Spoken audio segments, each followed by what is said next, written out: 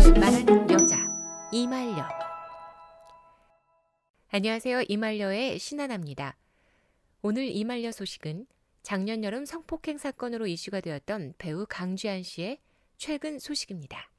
작년 여름 성폭행 사건으로 이슈되었던 배우 강쥐한 씨가 최근 다시 실시간 검색어에 오르내리고 있는데요. 이유는 이 사건을 강쥐한 씨가 사건 이후 1년 만에 상고를 하게 되면서 밝혀진 대반전 소식이 있기 때문입니다.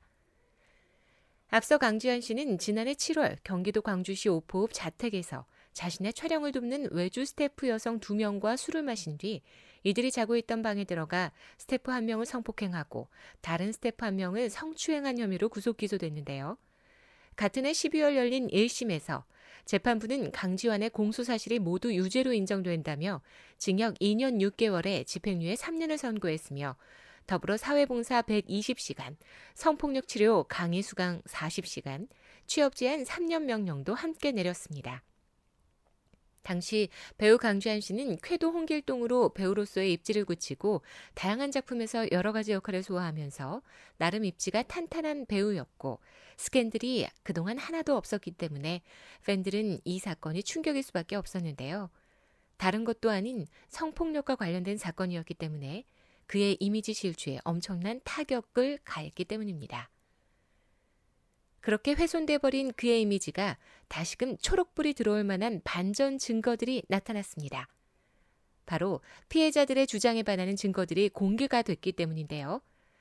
스포츠조선은 지난 18일 사건 당시 강쥐한 자택에 설치된 CCTV 화면과 피해자가 지인과 나눈 카톡 대화 내용 등을 입수해 보도했습니다. 이에 따르면 CCTV 영상에는 강쥐한 씨가 만취 상태로 정신을 잃은 모습이 나오고 피해자들은 그를 부축해 방으로 옮깁니다.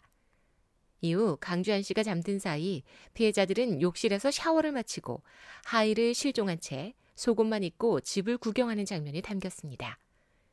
이는 술에 취해 기억을 잃는 일명 블랙아웃 상태였기 때문에 범행 당시를 기억하지 못하다던 강쥐한 씨 측 주장을 뒷받침하는 것으로 보입니다. 다만 강쥐한 씨가 잠을 잔 방과 사건이 일어난 방에는 CCTV가 설치되어 있지 않았기 때문에 입증이 될 수 없었습니다.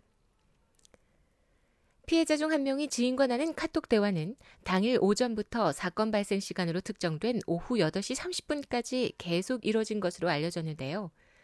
이후에도 그는 지인과 보이스톡을 하는 등 연락을 주고받았습니다. 여기에는 강쥐환네 집에 왔다. 3층 루프탑 수영장에 온천까지 있다.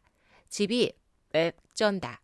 낮술 왜 진다. 등 상황을 설명하는 내용이 적혀 있습니다. 이에 따른 강쥐환의 법률 대리인은 피해자 A씨에게서 강쥐환의 정액이나 쿠퍼액이 발견되지 않았다며 또한 B씨도 속옷 속 생리대에서 강쥐환의 DNA가 발견됐는데 샤워 후 강쥐환 씨의 옷과 물건을 사용하는 과정에서 옮겨간 것으로 판단하고 있다고 주장했습니다. 이어 강쥐환 씨 자택을 확인해 본 결과 피해자들의 주장과는 다르게 통화도 잘 터지고 카톡도 잘 되더라며 피해자들의 진술이 일관되지 않고 계속 바뀌었다고 강조했습니다. 강쥐한 씨가 사건 초기 사과문을 공개한 데 대해서는 강쥐한 씨가 정말 아무것도 기억하지 못했다. 기억에는 없지만 피해자들이 피해를 주장하니 긍정도 부정도 못한 것이라며 그들의 말을 존중해 죄송하다고 한 것뿐이라고 설명했습니다.